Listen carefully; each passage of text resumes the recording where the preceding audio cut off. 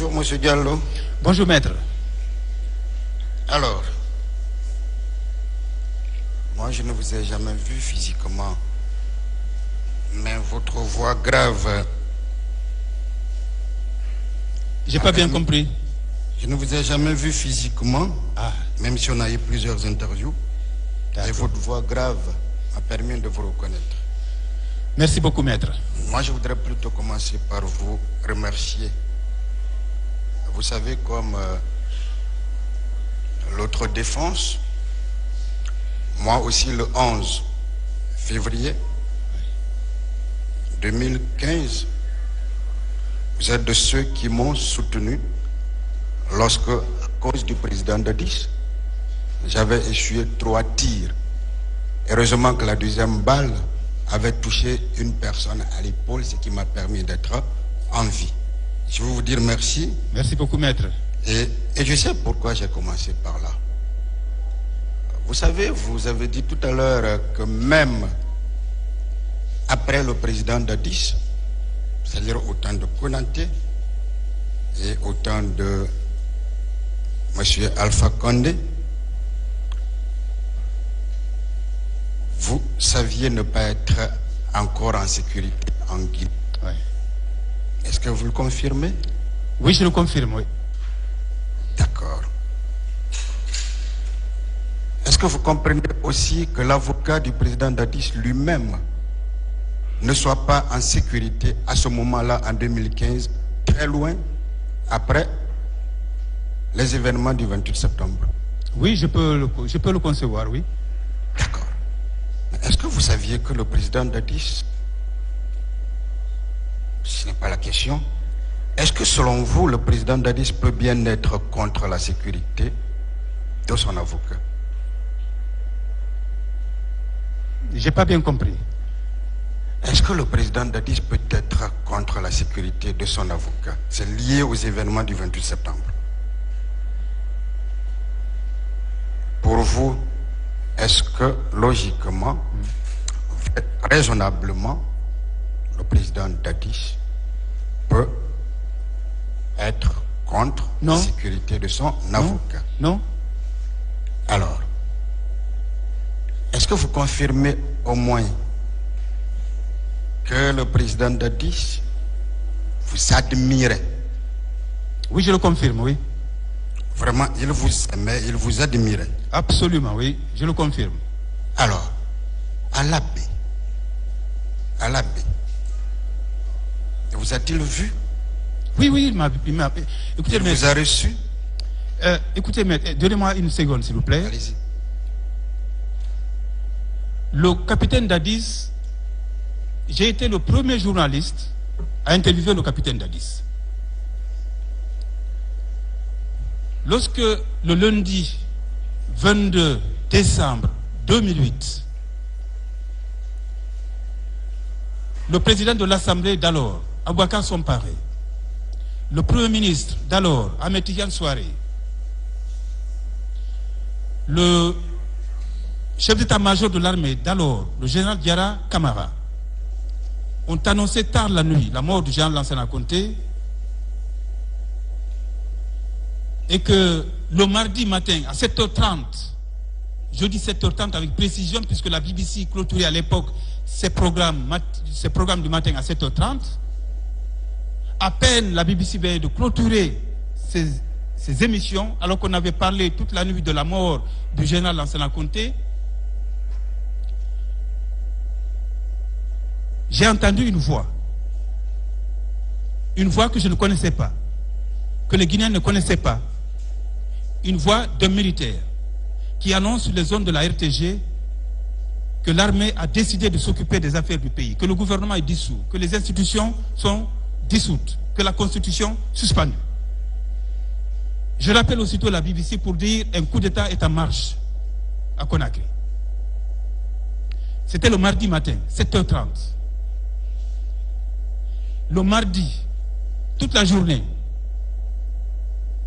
on ne savait pas qui dirigeait la junte qui venait de s'annoncer, de se prononcer. Mais on entendait les communiqués par intermittence qui étaient lus par un militaire. C'était le capitaine Dadis. Et le mercredi qui a suivi, donc nous sommes, le lundi c'était le 22, le 23 c'était mardi, le 24 décembre, lorsque toutes les composantes de l'armée, ou en tout cas tous ceux qui aspiraient à prendre le pouvoir par la force, se sont entendus et ont désigné leur commandant en chef, le chef de la junte, le mercredi 24 décembre, et que ils ont décidé que ce soit le capitaine Dadis. Lorsque le capitaine Dadis et les membres de la junte, dont le général Konaté et d'autres militaires, ont pris les blindés et des engins militaires de Kang Alpha Yaya pour descendre dans la rue et se faire applaudir, j'ai bougé avec eux au Kang Alpha Yaya. J'étais dans ma petite voiture, derrière eux, mon micro tendu, ce micro-là que vous avez vu ici, tendu, pour vivre ce moment historique. La chute du régime, parce que c'est ce jour-là, pour moi, d'ailleurs, que le régime est tombé. Parce que c'est ce jour-là que toutes les composantes de l'armée ont dit, se sont accordées sur la personne qui allait diriger la junte militaire, le capitaine Dadis. Et le soir... C'est bon, s'il vous plaît. La question... Votre question a été répondue. Merci, Monsieur le Président. Et il m'a même aidé à faire des économies de questions. Alors, on va toujours rester avec vous. Selon vous, et de manière très personnelle, l'homme que vous aviez l'habitude d'interviewer, est-ce qu'il était enthousiaste à vous recevoir pour être interviewé à tout moment? Absolument, absolument, absolument. Est-ce que vous sentiez en lui qu'il était pour le journaliste que vous êtes et donc pour les journalistes par analogie? Absolument, oui, je le dis, je suis certain. Alors, Monsieur Diallo, est-ce que vous pensez que cet homme-là, est-ce que vous dites devant ce tribunal que vous avez été victime de violence, vous avez même été victime de coups, est-ce que vous pensez que cet homme-là peut être à l'origine de cela? Est-ce que le capitaine Dadis, à l'époque, maîtrisait sa garde? Est-ce qu'il maîtrisait vraiment la garde présidentielle? Vous avez écouté tout ce qui a été dit ici. Et je sais qu'au camp militaire à l'époque, il y avait une sainte pagaille. Est-ce qu'il maîtrisait la garde? Il devait. S'il ne maîtrise pas, il devait, je le dis aussi, il devait maîtriser la garde. C'est évident, parce que c'était le chef suprême de l'armée. Moi, je ne dis pas que c'est lui qui a commandité. Je ne dis pas que c'est lui qui a commandité le matraque. Non, je ne le dis pas. Mais c'est sa garde. Mais je suis certain, je vous dis avec assurance, avec certitude, que sa garde m'a traqué et c'est cette traque qui m'a obligé à m'exiler. Mais je ne dis pas que c'est le capitaine Dadis, que c'est du fait directement du capitaine Dadis. Alors, vous dites, en tant que partie civile, que vous ne dites pas à ce tribunal que le président Dadis est celui qui a commandité ce qui vous est arrivé. Est-ce que au moins vous le confirmez? Oui, mais c'est ce que je dis, maître. C'est-à-dire que... C'est pour ça que je parle de confirmation. Non, c'est ce que je dis. Je ne dis pas que c'est lui parce que je n'ai pas eu d'informations émanant qui me disent, qui confirment que c'est lui. Les informations que j'ai eues, c'est sa garde présidentielle qui me traquait. Ça, c'est ce que j'ai eu comme information. Ce sont des informations que vous avez reçues. Oui, mais la garde présidentielle... Oui, absolument. Et cette garde présidentielle-là n'a pas réussi à vous traquer. Heureusement, d'ailleurs. Heureusement, puisque vous avez quand même réussi à quitter le pays. Le pays, oui. On est d'accord. Alors, dites-moi, vous avez dit tout à l'heure que l'armée, il y avait une pagaille dans l'armée. Et en bon historien, vous êtes remonté dans le passé. Pensez-vous que c'est la faute exclusive, j'insiste sur le mot, exclusive, du président Dadis? que l'armée connaissait de la pagaille? Bon, ce que j'ai pu dire à ce niveau, c'est que vers la fin du régime du général Lansana Conté, on a vu, je ne sais pas si vous étiez ici, beaucoup de mutineries. Et c'est à l'occasion d'une de ces mutineries d'ailleurs que j'ai connu le colonel Claude Pivy, que je suis allé interviewer au camp, lorsqu'on l'appelait le chef du village. Et à l'époque, le colonel Claude Pivy, vous le rencontrez dans la rue, vous avez la diarrhée. Excusez-moi. Parce qu'il avait maîtrisé la capitale. Il maîtrisait les différentes unités. Peut-être même que je peux dire qu'il avait le pouvoir.